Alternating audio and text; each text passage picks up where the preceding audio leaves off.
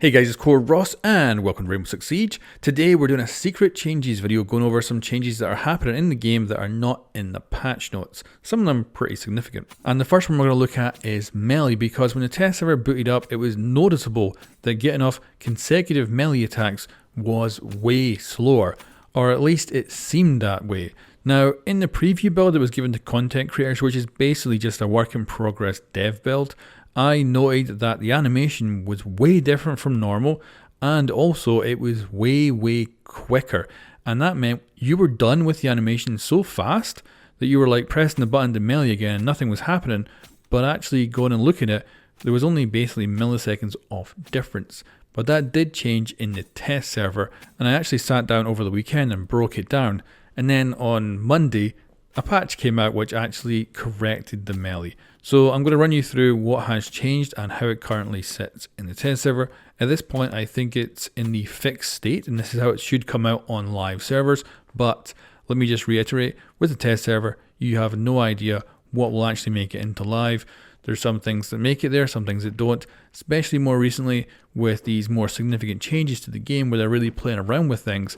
The test server is definitely being used to test new features that might not show up for seasons in the future. So let me run you through what was actually going on, and this is based at the moment on the patch before Monday, and this will explain why everyone was saying that it was so much slower to get off a consecutive melee attack. So on the left we have the live version of the game, on the right we have the recently old test server version. Now watch the weapon on the right, it just vanished. That animation kind of got skipped, and up comes the arm already. So we're doing a melee on the right hand side, whereas on the left hand side we haven't even let go of the weapon, and we are now just beginning to actually do the melee. This is why it felt so slow to get the second melee off afterwards, because the first one finished way too quick. Now there's a bit of a lull in between here as we wait on the weapons coming back up, but what happens is that on the right side you're going to see that weapon start to come back up. And pay attention to the grayed out icons at the bottom. This is where it's very important. And I'll also show you the difference. And of course here we're going frame by frame just to show you how little difference there actually is between the two. But on the recently old test server version, weapon is now up, but those icons are grayed out. So the player has their weapon up and they're pressing the melee button and nothing's happening. Whereas on the live version, when the weapon actually comes up, you can see the HUD elements start to go and ungray. So that's why it felt so freaking slow on the test server to get a consecutive melee off. And then you also see that when we go into the next melee attack, that the live version is literally only a few frames ahead of the actual now slightly slower one of the recently old test server. But anyway, let's get away from like the recently old stuff and go on to actually comparing what it is now in its fixed state, and this should be what we actually get for live version. So I created a simple baseline test, which was just to do 10 melee attacks on the live servers and directly compare that to 10 melee attacks on the test servers. And I was able to get off my 10 melee attacks 1 melee early on the live, which roughly means that our melee is now 1/10 slower, roughly. But we'll get on to exacts. I also tested Aruni's melee, which amazingly wasn't actually broken. The animation for that was perfect, and it hasn't changed between the patches as far as I can tell. And it syncs up perfectly with the new test server version as well. So all that kind of syncs up beautifully, which it didn't before, so that is actually good. So that leads us on to the conclusion about the new melee. So what I can tell you is, you're not going to notice anything when it goes live. Because if you notice, the first two melees that you actually do with the comparison of the 10, they're almost exactly the same time. You really don't notice anything. But obviously if you do enough melees you will notice, but who the heck's going to be meleeing 10 times in a row, often? Not much. And just to put this into context, the live melee takes exactly, and it is exactly 1 second. The test server melee takes 1.1 seconds. So there's not enough difference to notice it in normal gameplay now that the animation has been fixed. So I assume when this patch goes live, no one is going to notice anything and makes this whole part of the video pointless. Let's move on to the next thing. Now the next big secret change that people have been reporting is Hipfire spread on all weapons has been increased quite dramatically.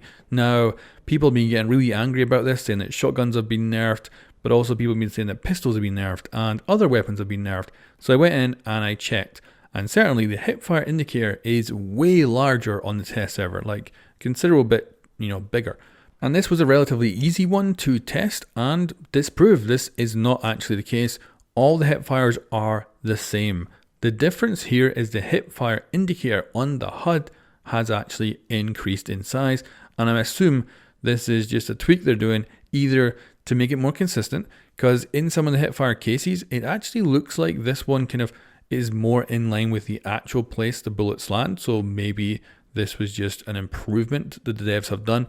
However, I do have a theory on this, and that is that the HUD has been updated to support 4K resolutions. So the HUD is super sharp, it looks very nice. Even playing at 1080p, I am noticing a sharpness increase in the HUD, and it's glorious.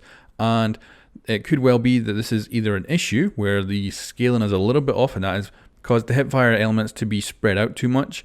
But like I say, some of the Hipfire stuff actually looks more accurate now than it did, although some of it definitely doesn't as well. So I do wonder if they're just tweaking it along with all these things, because they're changing a lot. Like, they have updated the entire HUD from every single icon, but also every single operator has had their HUD elements increased and made also not just sharper, but actually more functional as well. So to conclude on this one, the Hipfire changes here are purely cosmetic and actually do not affect gameplay as far as I can tell. And this is also another one of those changes that might not make it out off the test server. It's possible this is a bug and it will actually get fixed before it goes live. Now, talking about HUD, they have completely updated all of the HUD elements to be compatible with 4K, but also added some really cool stuff in there. So like Zero's melee now has his custom knife in the kill feed. Zophia's gadget HUD has been improved, where you can actually tell just by looking in the middle of the screen whether you're on impacts or concussions now, which is really, really cool. And that's just a few of the HUD improvements that we're seeing. And now we have one last secret change that I can test to see if it is actually real, as a lot of people have been reporting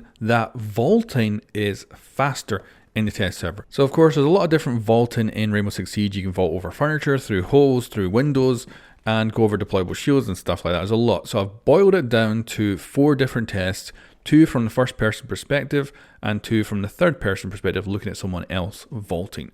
And my results are that there is no change. So let's do a side-by-side comparison right now. We've got Buck vaulting inside a window. This is almost identical. There is a little bit of deviation towards the end, but it's out by a single frame. So of course that is not enough to actually affect gameplay, and I think that's just a slight variation in the animation each time. We've also got Buck vaulting through a hole in a wall, and yet again, this is exactly the same.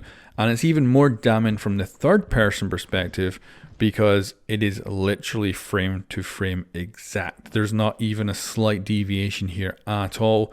And vaulting in both a window or running and vaulting through a hole in a wall is exactly the same. So I would conclude that there has not been any secret changes done to vaulting, and anyone reporting that is probably just getting a bit of a placebo effect. Anyway guys, that's the end of this video. I hope you enjoyed looking at some of these secret changes, and some of them are more dramatic than others. Anyway guys, I will catch you next time. Thanks for watching.